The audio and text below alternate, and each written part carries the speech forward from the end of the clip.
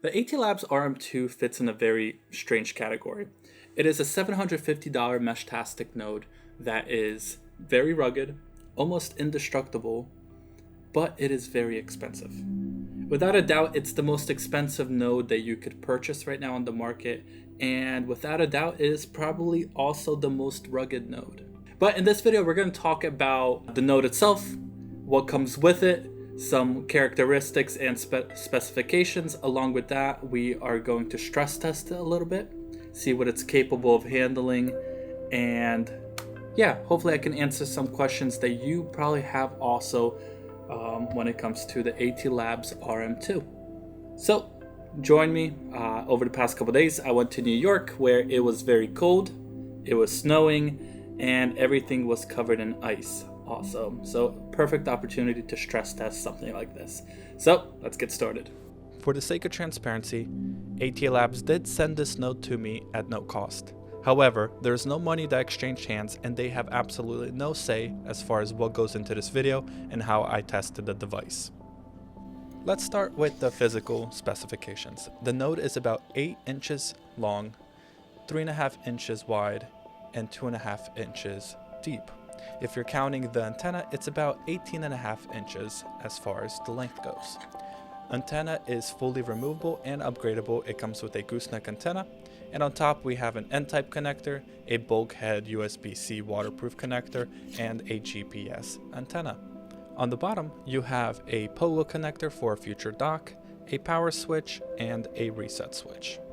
Everything is housed in a very rugged extruded aluminum enclosure that has rubber feet on the top and bottom of the node, which is what makes it so rugged. In the box, you also get a threaded watertight USB-C cable that allows you to connect it directly to a phone or to a charging device seamlessly.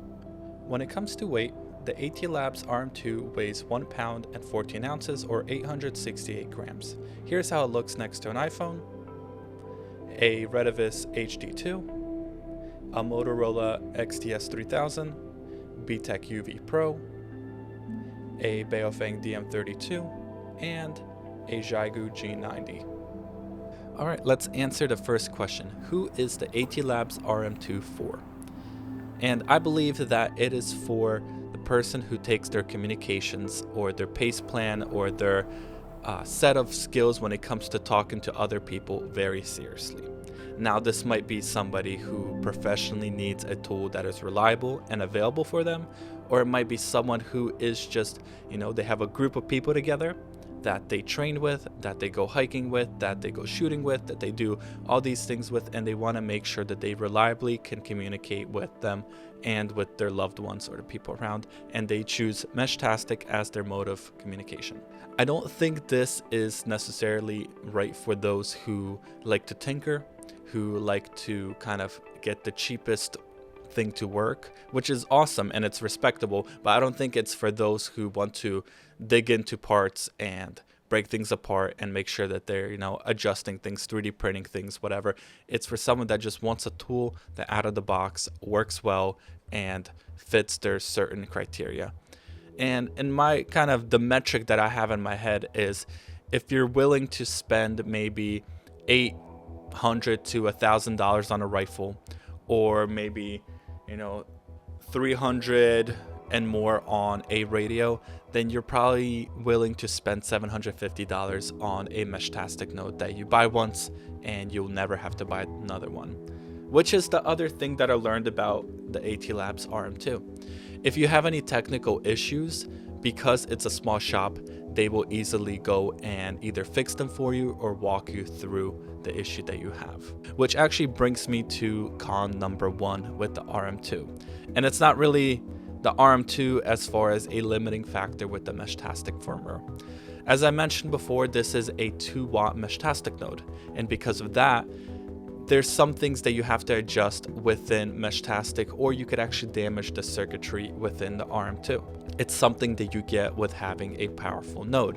And I know some of you are going to say, well, you can't have 2 watts. And to that I say, yes, you're right, but you also can. But in the Meshtastic app, you have to have a specific parameter set in order for the RM2 to work properly. And if you don't have that set, you could damage your circuit board, or your messages will not be sent out properly. It's sort of like yelling into a microphone, and it just overpowers the microphone and the internals, and it just sounds like a lot of distortion. So that's what happens. And the problem is, if you don't have that setting set, you will possibly fry your board, which sucks. Now, the good part about it is the team at ATLabs, or Kenny, he knows, he's aware of it, and he's trying to get a custom firmware set up for the RM2 to where it's just embedded in there. Speaking of ATLabs, I really wanted to have a conversation with Kenny to find out why was the RM1 and RM2 created? What was the thought process behind it? And unfortunately, our schedules did not line up. However, MCOM Solutions, Jake, he had a great video with Kenny, and he explained why. So I want to play that right now. And if you have never heard of MCOM Solutions, I'll link him down below. Great channel and a great resource. You know, we didn't talk about why I designed them the way that I did, but if you don't mind, let me share the story. Go ahead. Back when I was in fire and EMS, and we were, talking about the drone thing, the department that I was with had a line of duty death about 10 years prior to my involvement with the organization. And today, which is, pushing 30 years, 25 years later, it's still an indelible mark on the way the operations are run. And what happened was there was a flood, and four rescuers went out in a motorized raft that struck debris in a swift water situation. The raft broke apart, and two of the rescuers of the four got tossed into the water. One of them was able to be expediently removed and taken care of right there. The other, unfortunately, was found, many miles downstream, days later. And the report from the autopsy showed that he died from some traumatic injuries days after the fact. So he had been able to crawl out onto dry land, and no one knew where he was, and he had no way to call for help or anything. And so when I think about that story and I look at what this technology is, I said, we're going to build a radio that's going to survive days. It's going to survive impact and water and whatever gets thrown at it. It's going to have a GPS that works even upside down, even underwater, if necessary, whatever. So that's why it's got the antenna that it does have. And so, even if the person's EUD is disconnected and ripped off and destroyed, the radio is still going to transmit location information at a very minimum.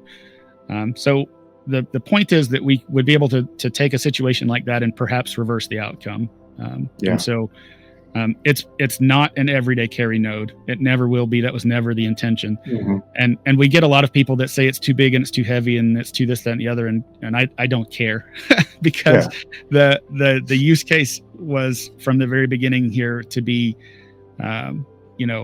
invincible is the end goal. So, and I think that's, when it comes to stress testing equipment, specifically the RM2 in this case, I'm not a professional.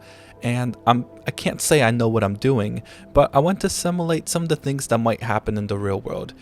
Getting your radio in a whole bunch of snow or falling off the back of a snowmobile. In my case, I threw it around. I threw it against ice. I didn't want to destroy it. I didn't want to bang it against concrete just for the sake of destroying it, because if you try hard enough, you'll destroy anything. I want to simulate some real world falls, and this is my way of doing it. The other thing was I want to make sure that it gets wet, that it kind of stays sealed, and it did that pretty well. I also went and left it outside for about 3 hours, and it was about 15 degrees outside at the time, and I thought that was a good amount of time to see if the cold impacts it. It also has a 10,000 milliamp hour battery, which was not phased at all, and actually throughout the weekend it was perfectly fine. The next thing was to put it in a very hot climate, in this case 120 degrees in a sauna, which was also extremely humid. So after being outside for 3 hours, it's now in a sauna, and that boy sweated a lot, but had no problems, perfectly fine, and was not bothered at all, which means the seals are working. And as always, one of the things that everybody kind of gauges ruggedness with is, can you run it over with a car? And I can proudly say, yeah, we were able to run this thing over with a car a few times, and I don't recommend that you do it because after all, you may screw up the seals and whatnot, but it worked and it was fine, and you can do that if you want to, just to test yours out. And unfortunately, because I didn't have enough time, I borrowed some footage and photos from Kenny, where every year he freezes his node to make sure that it works completely frozen, and then he'll go and do the complete opposite, where he will, just boil the crap out of his node, and it still works. So it kind of goes as a testament of how rugged his nodes are, which is really cool. All right, so now let's talk about the second con that I have with the RM2, and thanks for sticking along. I know it's a long video, but it's something that comes with a rugged enclosure or a metal aluminum enclosure, and it blocks the Bluetooth connection. Unfortunately, there's no external Bluetooth antenna, and because of that, the range on the device when it comes to Bluetooth and connecting to your phone is limited. Now to circumvent that, Kenny does, or ATLabs does, include a tethered USB, which you can connect directly, and it will be a stable connection that will, work over serial. So that's kind of the fix. It is kind of what comes with having a rugged node. So that might be a deal breaker for you. For me, I learned how to work around it, and it's been fine. And that's about it. That's my rundown of the RM2. Let me know what you think, what your thoughts are, and if you want to pick one up. Everything is linked down below. You guys have a great day. God bless.